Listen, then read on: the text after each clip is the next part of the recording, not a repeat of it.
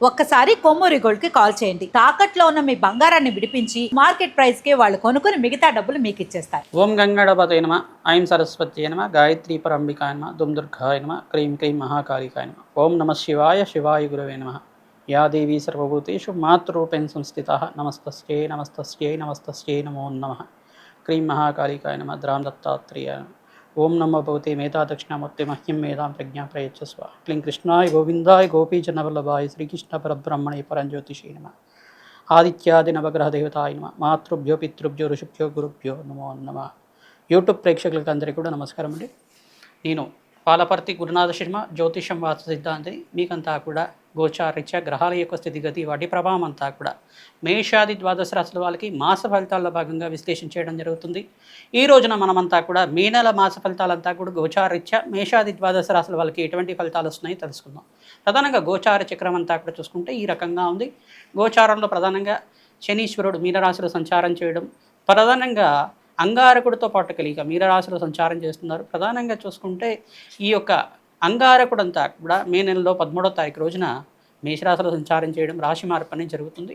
మరియు ఇక్కడ రవి భగవానుడు అంతా కూడా మే నెల 14, 15 తారీఖులో అంతా కూడా మార్పు చెందడం అనేది, రవి సంక్రమణం అంతా కూడా ఈ యొక్క మేషరాశి నుంచి వృషభ రాశికి అంతా కూడా సంక్రమణం చేయడం జరుగుతుంది. బుధాదిత్య యోగం అంతా కూడా జరుగుతుంది. ప్రధానంగా చూసుకుంటే ఈ యొక్క రవిమంగళ యోగము, మన కుజమంగళ యోగం అంతా కూడా జరుగుతుంది. ప్రధానంగా చంద్రమంగళ యోగం అంతా కూడా జరగడానికి ఆస్కారం ఉంటుంది. మేషరాశిలో అంతా కూడా అంగారకుడు మేషరాశిలో సంచారం చేస్తారు. తర్వాత రవి భగవానుడు బుధుడితో పాటు కలిగితూ ఉంటాడు. మే నెల 14 తర్వాత వృషభ రాశిలో అంతా కూడా రవి భగవానుడు సంచారం చేయడం, ఈ యొక్క సంచారం అంతా కూడా ఈ రకంగా ఉంటుంది. ప్రధానంగా శుక్రుడు అంతా కూడా మే 14 తారీఖు తర్వాత వృషభ రాశి నుంచి మిథున రాశిలో సంచారం చేయడం, బృహస్పతి పాటు కలిగితూ ఉంటారు. ఈ యొక్క మిథున రాశిలో అంతా కూడా బృహస్పతి యొక్క సంచారం జరుగుతుంది. రాహు యొక్క సంచారం అంతా కూడా కుంభరాశిలో సంచారం జరుగుతుంది. కేతు యొక్క సంచారం అంతా కూడా చూసుకుంటే కేతు గ్రహం అంతా కూడా సింహరాశిలో సంచారం చేయడం జరుగుతుంది. తద్వారా ఈ గ్రహస్థితి అంతా కూడా చూసుకుంటే స్వల్పంగా కొన్ని రాశుల వాళ్ళకి ఇష్టమైన ఫలితాలు ఇవ్వడానికి ఆస్కారం ఉంటుంది. ఎటువంటి గ్రహదోషాలంతా కూడా ప్రామాణికంగా ఉన్నాయి. గోచార రీత్యా ఈ యొక్క గ్రహాల యొక్క ప్రభావం అంతా కూడా మానవాళి ఎటువంటి ప్రభావం అంతా కూడా చూపిస్తుంది. ప్రధానంగా చూసుకుంటే గ్రహస్థితి అంతా కూడా మెరుగుపడడానికి నవగ్రహ ఆరాధన చేసుకోవడం శ్రేష్టమైన ఫలితాలు ఇస్తుంది. జన్మాంతరమైన మహాపాతక దోష నివారణార్థం ప్రతినిత్యం కూడా జగన్మాత ఆరాధన చేసుకోవడం, దేవీ కడ్మాల స్తోత్రం అంతా కూడా పఠించడం వల్ల అఖండ లాభాలు సిద్ధించడానికి ఆస్కారం ఉంటుంది.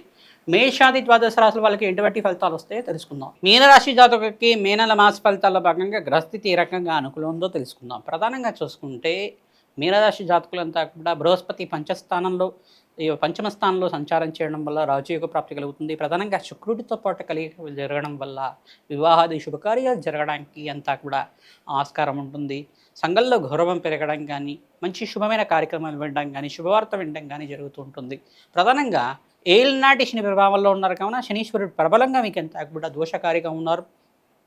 స్థానచలనం జరగడం కానీ, ఖర్చులు విపరీతంగా పెరగడం కానీ, మీకంతా కూడా స్వల్పంగా అనారోగ్య సూచన అనేది సూచనప్రాయంగా జరగడం జరుగుతుంది.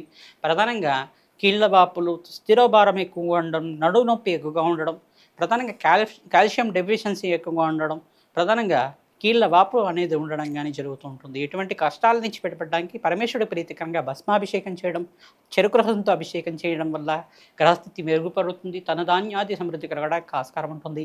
ఆకస్మిక ధనయోగ ప్రాప్తి అంతా కూడా ఈ తీరులో మీకంతా కూడా మంచి ఫలితాలు పొందుతారు. ఈ మాసంలో ప్రధానంగా ఈ తేదీల్లో మీకు మంచి ఫలితాలు పొందడానికి ఆస్కారం ఉంటుంది. 14, 17, 27, 28 తారీఖులు అంతా కూడా మంచి శుభవార్త వింటారు. ధనధాన్యాది సమృద్ధి కలగడానికి ఆస్కారం ఉంటుంది.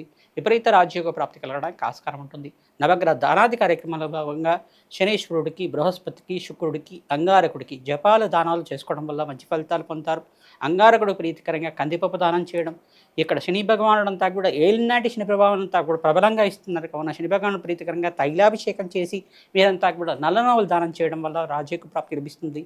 రాహుగ్రహానికి ప్రీతికరంగా మినువులు దానం చేసుకోవడం, శుక్రుడికి ప్రీతికరంగా బొబ్బర్లు దానం చేసుకోవడం, బృహస్పతికి ప్రీతికరంగా శనగలు దానం చేసుకోవడం వల్ల రాజ్యోగ ప్రాప్తి లభిస్తుంది. ధనధాన్యాది సమృద్ధి జరగడానికి హనుమత్ జయంతి రోజున విశేషంగా మన్యసూక్త పారాయణం చేయించడం వల్ల రాజయోగ ప్రాప్తి రావడానికి ఆస్కారం ఉంటుంది.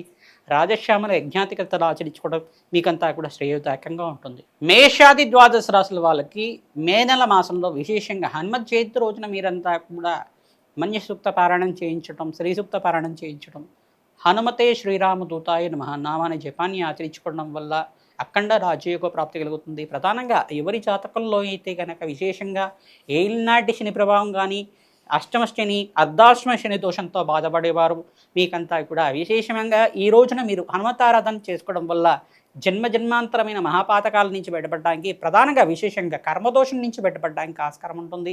ధనధాన్యాది సమృద్ధి కలగాలన్న ఆంజనేయ స్వామి వారిని ఆరాధన చేసుకోవడం వల్ల నరఘోష, నరపీడ, నరశాపం నుంచి, నరదృష్టి నుంచి బయటపడడానికి ఆస్కారం ఉంటుంది. శత్రు భయాలు, శత్రు బాధల నుంచి బయటపడడానికి ఆస్కారం ఉంటుంది. శత్రు బాధల నుంచి బయటపడడానికి ప్రతినిత్యం కూడా ఆంజనేయ స్వామి వారిని అంతా కూడా సింధూర అభిషేకాది కార్యక్రమాలు చేసుకోవడం, పంచామృత అభిషేకాది కార్యక్రమాలు చేయడం వల్ల విశేషమైన పుణ్య ఫలితాలు పొందడానికి ఆస్కారం ఉంటుంది. అన్నదానం చేయడం వల్ల, దేవాలయ రంగంలో అన్నదానం చేయడం మాత్రం చేతనే మీకంతా కూడా రాజయోగ ప్రాప్తి వహిస్తూ ఉంటుంది. ఆంజనేయ స్వామి వారికి తులసి మాలతో అర్చించడం వల్ల అఖండమైన పుణ్యప్రాప్తి కలుగుతుంది. హనుమతే శ్రీరామదూతాయ నమః నామాన్ని జపాన్ని చేసుకోవడం, సుందరకాండ పారాయణం చేయించడం వల్ల అఖండ పుణ్యయోగ ప్రాప్తి కలుగుతుంది. హనుమతే శ్రీరామదూతాయ నమః.